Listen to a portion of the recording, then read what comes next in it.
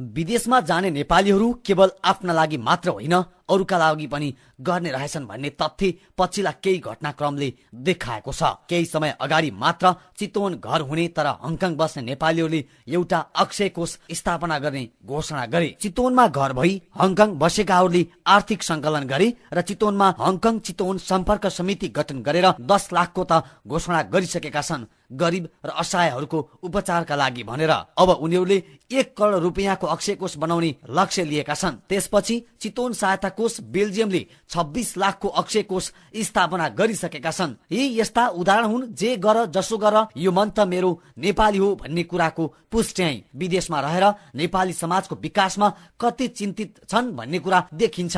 यही देखाए बेल्जियमबाट आएका कृष्ण प्रसाद रेग्मीले। 11 वर्ष बेल्जियममा बसेर नेपाल आएका रेग्मी सामाजिक भावले ओतप्रोत भएर यस्तै सहयोगी काम गरेका छन्। पश्चिम चितवनको गुन्जनगर 5 का बासिन्दा रहेका रेग्मीले शशीनगरमै रहेको शशीनगर मावि शशीनगरमा उनले प्रविधि बारेमा विद्यार्थीलाई ज्ञान गराउने उद्देश्यले कम्प्युटर हस्तान्तरण गरेका छन्। आर्थिक अभावले ताते ताते गर्दै गरेको शशीनगर माविलाई उनले 3 वटा कम्प्युटर हस्तान्तरण गरे।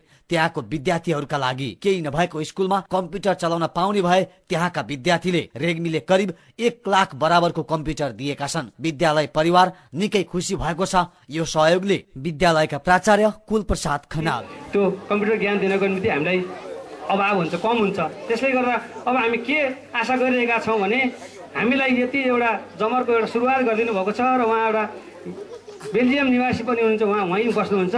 त्यसैले अब हामी उहाँसँग अरू आग्रह के गर्न चाहन्छौँ भने कमसेकम आफ्ना त्यहाँ पनि हाम्रा यहाँ जस्तै उहाँले आफ्ना साथी इष्टमित्र नाता जहाँ बसिन्छ त्यहाँ आफ्ना साथी सङ्गतिहरू हुन्छन् र यसरी चाहिँ एउटा हाम्रो विद्यालयलाई उहाँले एउटा सुरुवात गरिदिनु भएको जुन एउटा कम्प्युटर प्रदान गरेर सहयोग गर्नुभएको छ र यसमा थप ऊर्जा अझै पनि उहाँले उहाँका हातहरू त्यस ठाउँमा गएर आफ्नो ठाउँमा गएर हात फैलाएर अरू अन्य दाता संस्था व्यक्तिहरू खोजेर चाहिँ अरू थप ऊर्जा प्रदान हामीलाई दिनुहुनेछ भन्ने हामीले आशा बजाएका छौँ। हुन त रेग्मी पहिलादेखि नै सामाजिक काममा फुर्तिला गरिन्थे। उनी बेल्जियम बस्दा पनि सङ्घर्ष गरे। आज गाउँमा त्यसमा पनि कसैले वास्ता नगरेको एउटा गरिब विद्यालयलाई कम्प्युटर हस्तान्तरण गरेका छन्। आफूले त्यही विद्यालयबाट प्रावितः पढेकोले पनि उनले यो सहयोग गरेका हुन्। आर्थिक समस्याले शशीनगर मावि निकै ग्रसित छ पनि। सायद कम्प्युटर किनौला भन्ने सोच पनि थिएन विद्यालयको। त्यति नै बेला रेग्मीले गरेको यो सहयोग निकै फलिफा भएको छ। ग्रामीण क्षेत्रका विद्यालयहरूको समस्या नभएको होइन, सरकारी सेवा सुविधा पूर्ण रूपमा नहुनु, भौतिक पूर्वाधारको विकास राम्रोसँग नहुनु जस्ता समस्याले सताएका बेला कम्प्युटर पाउनु भनेको ठूलो सहयोग हो। रेग्मीले कति गरे भन्दा पनि के गरे भन्ने ठूलो देखिएको छ। ग्रामीण विद्यालयमा कम्प्युटर किन त? तिनै कृष्ण प्रसाद रेग्मीको कुरा सुनौ। मेरो ठाउँ सबै कम्प्युटर, म आफै पनि कम्प्युटरबाट चाहिँ अपरिचित अवस्थामा रहेको हुँदा मैले यो क्षेत्रमा मेरो भाइ बहिनीहरूलाई मैले कम्प्युटर सम्बन्धी ज्ञान केही दिन सकियो, केही शिक्षा उपलब्ध गराउन सकियो भने मैले किन गर्न नसक्ने? मैले 1 महिना कमसेकम अलिकति पैसा बचाएँ भने भाइ बहिनीहरूको निम्ति भविष्यमा केही टेवा पुग्छ भने मैले किन नगर्ने? र मैले केही साथीहरूलाई ल है साथी हो मेरो गाउँमा यस्तो छ जाउँ भनेर भन्दाखेरि मेरो साथीहरू आउन सक्ने वातावरण हुन्छ भने मैले किन नभन्ने भनेर यो अहिले चाहिँ 3टा कम्प्युटर मेरो तर्फबाट र मेरो साथी रणे लोसनको तर्फबाट र एउटा कम्प्युटर विद्यालय प्रशासनको तर्फबाट गरेर 4वटा कम्प्युटर अहिले हालको लागि हामीले हस्तान्तरण गर्ने कार्यक्रम सम्पन्न भएको छ।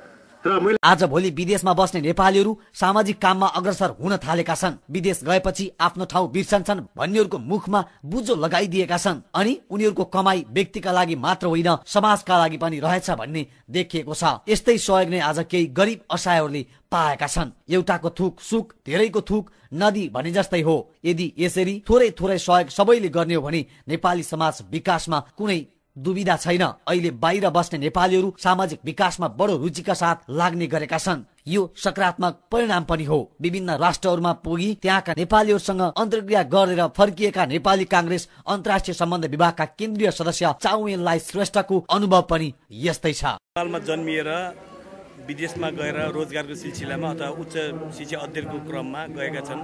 उहाँहरूले आफ्नो समाज आफ्नो गाउँमा खास गरिकन सार्वजनिक विद्यालयहरूको उत्थानको निम्ति ठुलो महत्त्वपूर्ण भूमिका रहन सक्छ। उनीहरूको जुन माया, उनीहरूबाट हुन सक्ने आर्थिक अथवा भौतिक जुन सहयोगले यहाँका बालबच्चाहरूको एउटा गुणस्तरीय शिक्षाको निम्ति ठुलो महत्त्वपूर्ण भूमिका रहन्छ भन्ने मैले आशा गरेको छु। पक्कै पनि मैले जुन देशहरूमा भिजिट गरेँ त्यो देशमा रहेका नेपाली साथीहरूलाई पक्कै पनि आफूले गरेको सानो एउटा आफ्नो पढेको स्कुलमा, आफ्नो गाउँकै विद्यालयमा केही न केही रूपमा सहयोग गर्यो भने पक्कै पनि त्यहाँका विद्यार्थीहरूले ठुलो रूपमा उपलब्धि प्राप्त गर्न सक्छ भन्ने मैले आशा गरेको छु।